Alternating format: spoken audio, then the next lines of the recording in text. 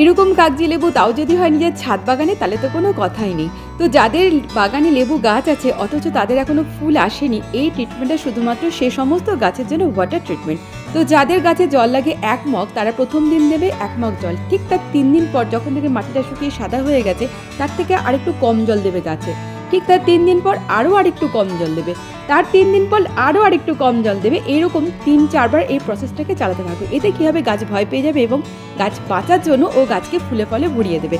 আর এটা আমি কি সার দিলাম, এই নিয়ে বিস্তারিত একটা বড় ভিডিও আমার ইউটিউব চ্যানেলে করা আছে, তোমরা অবশ্যই করে দেখে এসো। আশা করি তোমাদের ভীষণ সুফল পাবে।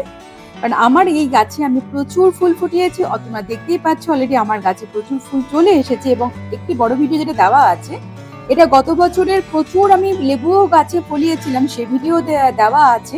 তো আমি দুটোকে একসঙ্গে মিক্সিং করে দিয়েছি। তোমরা এটা করতে থাকো, দেখো প্রত্যেকের গাছে 100% ফুল আসবেই আসবে।